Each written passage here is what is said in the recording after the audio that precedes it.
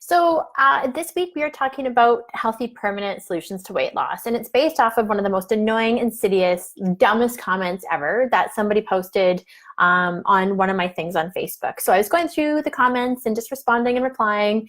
And there's a post I've got promoting the live event that we have happening in less than 2 weeks, November 24th and 25th here in Calgary. And it was, I think the copy said something like, learn how to create healthy permanent weight loss. And this person wrote, drinking water and fasting is free. And it's like, it was kind of like, anyways, I could have taken that comment any way I wanted to, but I just wanted to talk about it because here's the thing, living off of water and fasting permanently, yeah, sure, free. And it's not a permanent solution. You cannot just live, well, you can maybe have water, but you cannot just not eat, right? Like, we live with food. You need to eat food. And you're probably going to want to drink something else other than just water.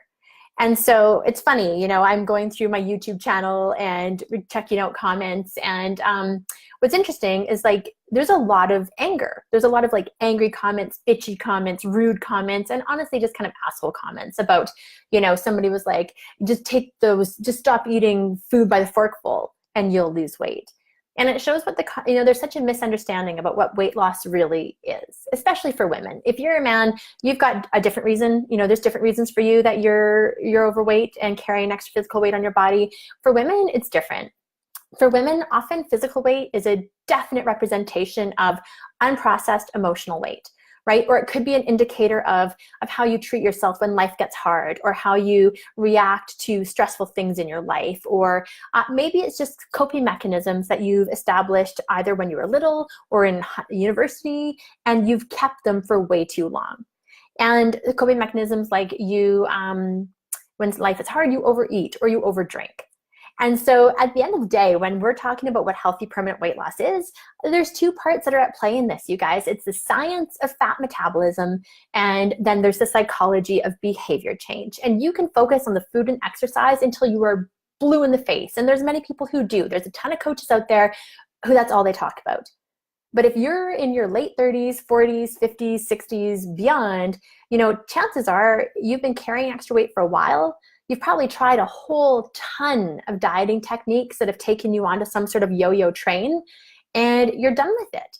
But you don't know what else to do, because as I talked to somebody this morning, she's like, it's exhausting. She's like, my weight's on my mind all the time. It overshadows everything I do. From the minute I wake up, I think about it, to the minute I go to bed. That is a ton of emotional energy to be expending on something that you can actually change. And she said, the reason I don't go back and try to do it again is because it just feels so grueling. And she's a mother, and she's like, it feels so grueling to think of, those hard methods and what I have to give up, how I'm gonna have to deny and restrict and deprive myself. And I'm like, yeah, but there is such another easier way. Women go back on this cycle back and forth of overeating to having nothing, to overeating to having nothing. And instead, if we just found the sweet spot right in here, and just ate normally and stopped using food and booze as coping mechanisms for when life gets hard, weight loss becomes a hell of a lot easier. The problem is we can't see it when we're in it. I was in it. That was 8 years ago. Most of my clients, they were in it. And here's the thing. Every woman that I ask, hey, what do you think you need to do to lose weight and keep it off? They know the answer. We are not short on knowledge. In fact, there is so much information out there. I think we're living in the world of confusion. Do I go keto? Do I go paleo? Do I go gluten-free? Do I need to have allergy tests, food and sensitivity testing? Do I need to and so a confused mind, if you don't know what to do, it's so easy to stay stuck and do nothing. Because God forbid you do the wrong thing. I mean, you've already done the wrong thing so many times and your weight shows it. You don't want to do the wrong thing again. So you're waiting to find the right thing, or you're waiting to find the right time.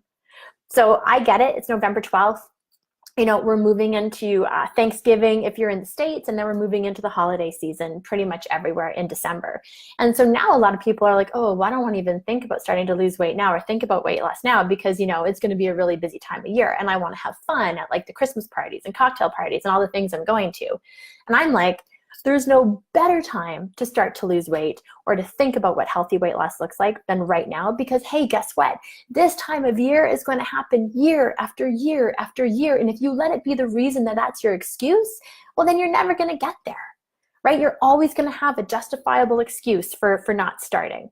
Because if it's not now and if it's not in December, then it's going to be the birthday in January, or it's Valentine's Day in February, or hey, now you're on spring break and you want to have fun there. And then it's the May long weekend and it's potlucks and barbecues, and now it's summer and hey, it's too late. I'm still going to wear the tank top and board shorts. I don't have to put on a bathing suit. We can just stay on that cycle for so long. And what I love about getting these comments now is, just clearly what I'm saying is making a mark, because people don't like it. They want there to be the fad tactics and the quick gimmicks that are out there. And those are never going to go away. They're really not, right? It's marketable. You'll pay for them. People have, it's the only industry that's like still a multi-billion-dollar industry, and it's recession proof. It's the weight loss industry. And the reason I'm having, so a lot of people have asked me, hey, Jen, what's the catch with your live event? Why is it free? Like, what's the deal with it being free? Right? And so it's a great question. There is no catch. The catch is that, it's time. It was time for me to do it. And honestly, getting people to pay for live events just isn't the place that I'm at right now. It's that I've got a boatload of information that I want to share, and I want to share it in a safe space. I want to share it with women who are ready. I want to talk about it from like the depths of what it takes to go through emotional behavior change and what it takes to face your own resistance to doing something in your life that's good for you, but that you might be afraid of. This is the stuff that we don't talk about, right? Instead, we talk about the superfoods and eating kale and getting, all of this and how to move your body and what's important. And yeah, that is important. It is important. But it is not the mecca of weight loss. The mecca of weight loss starts with, can you get your mind right? And are you willing to love yourself enough to not be perfect, but to like have progress? It is a slippery slope when you're on it. I've been on that slippery slope, and sometimes it felt like I was like sailing down it, and then if you start to struggle up, one little slip and you feel like a failure. And that's never true. Progress will always be better. Perfection is like the standard that is not something that we are ever going to attain with health and weight loss. It's doing a little bit better every single day, and it's knowing what you need to know. Whoops, that's like loud. I don't know if you can hear that. And it's doing a little bit better every single day. Joelle, hey, how's it going? If you're tuning in, let me know. Let me know what your questions are. Because when somebody says to me, yeah, just take that fork, stop taking those fat forkfuls of food and stuffing your face, and that's going to be the answer to weight loss, I feel like, wow, there's a lot of anger, and wow, there's like a lot of misunderstanding. Because there's a reason why we're trying to take those forkfuls of food, or why we're drinking that extra glass of water. There's reasons behind what we're doing. Most of those reasons, honestly, you might not even be aware, but it is to make yourself okay with whatever is going on in your life that feels uncomfortable. And that could be in your marriage, that could be in parenting, that could be with your job, it could be with dealing with parents, it could be from hurts from oh so long ago, it could be from stress, or it could be all of those things all at once. And disconnection from self is a real thing. Right? So disconnection, maybe you've heard that word. It's when we're living so disconnected. We're living with our head, and we are disconnected from our body and our heart, because that's become the way that we can survive. Except surviving is not thriving. Surviving isn't thriving. It's just a way of being to get you through the hard. And then we forget what thriving actually feels like. I totally think that most of us are walking around at about feeling a 5 out of 10, and we've gotten it to be our normal. So we've forgotten what feeling good even feels like. We forget how good it feels to be in our bodies when we've got energy. And we forget how good it feels to put on a pair of jeans that we feel like cute and sexy in, because, well, we haven't felt that way for a while. We forget what it feels like to be an athlete, to be able to run and to be able to walk or climb up hills or stairs without breathing hard and feeling like you're winded. We forget. And so we have to come back into community. We have to come back into a community where people are talking about it and explaining what it feels like, what it is, and how to create it for yourself. Because what I know is it's really easy to stay on the hamster wheel, going and going and going, trying and trying and trying, maybe doing some of the right things, but lots of the wrong things. But our mind goes, well, hey, you're trying, right? You're trying, you're just not successful. You're actually kind of a failure. And it's not true. So when we talk about the weight loss code, right, whether you're coming into the online event or into the real life event, the goal is to give you not just like, yeah, here's like a perfect meal plan, or yeah, here's the kind of exercise, because that's scratching the surface. And if you've been on a yo-yo dieting train, you know that to be true. There's more underneath. And a lot of times it's pain that we don't want to process. It's stuff that we don't want to uncover because there can be a fear that if I start to feel this, I'm never going to stop feeling it. And it hurts to bring this stuff up. But like with all feelings, the feelings, when we resist them, they persist. But have you ever, think back to the last time that you had such a good belly laugh? Can you remember when you just laughed so hard? Or remember to the time where you just felt so happy, elated? Did that feeling stick around forever? No. So feelings are meant to move through us. That's what they're supposed to do. But a lot of times we get hooked into a feeling and we grip onto it and grab onto it. And especially the negative ones, we stay locked in it as opposed to letting it move through and flow. What a feeling looks like is when you're sad, you cry. When you feel anger, you become angry and you release it, right? When you're happy, you laugh. When you're loving, you're being connected. You're creating connection. Maybe you're being affectionate. Maybe you're demonstrating love in some way. But there's an element to being your feelings, not just talking about your feelings, right? It's like when you tell a joke to somebody and they're like, that's funny. Well, clearly the joke wasn't funny. And if it was, they weren't actually experiencing humor or laughter because they just intellectualized it and they thought about it. And so women have become really good at actually being self-aware. But self-awareness, that's the only piece of it. That's one piece of it. You have to become self-aware to even know what you're choosing to change. But then implementing the change is the second part. And it's the part where most of us fail. It's we know we are, why we are the way we are. We can go back to our childhood. We can think about whatever trauma we've come through, and we can explain away our behaviors, until the end of time. The question is what's going to motivate us to actually shift? And to get out of our comfort zone of being the way we're being. One of the things I just gave a client who I was talking to was this question. It's what are you choosing to create today? What are you intentionally going to create? Because if I ask somebody that question, they don't say to me, Jen, I'm going to create stress, hardship, burnout, exhaustion, and a sense of being run down for myself today. Nobody is going to actually tell me that, right? But how are we often going through our day? We're living that way. We're creating that kind of energy and we're experiencing that kind of result. So when you want to create something different, you have to become intentional. That means really thinking about it. What do you want to create today? And then the second part of that question is, who do you need to be to create that? Right? Who do you need to be to create that? Because when you decide, and often it's well, I don't feel, maybe you want to create more happiness, but you're I don't feel like being joyful today. Just because you don't feel like it doesn't mean you cannot be it. Sometimes you have to fake it till you make it because you're grabbing onto a new state, a new way of being. For many of us, how do we feel joyful? We go eat the leftover Halloween candy that's in the cupboard, if you still have it. Or we wait to connect and have a glass of wine or two or three, and then the cheese comes out, and that brings us joy in the moment because we don't know how to experience joy in any other way. Life and weight loss. I swear to God, the reason, if you wonder why I'm so passionate about the work that I do, it's because weight loss is an entry point into transformation for women. It is, because you live in your mind 24/7. And mind pollution is a real thing, letting the negative thoughts cycle through and through and through and through, and they're just repeating. And so we have to have somebody who can model what a different way of thinking is, what a different choice looks like, how it is to experience something different so that we can grab onto it as a new possibility. And that is what the weight loss code is about. I 100% believe that every single woman has a unique code to crack. And once you understand it, then you can sail. Freedom was yours. Freedom with food, freedom with your body, freedom from the scale.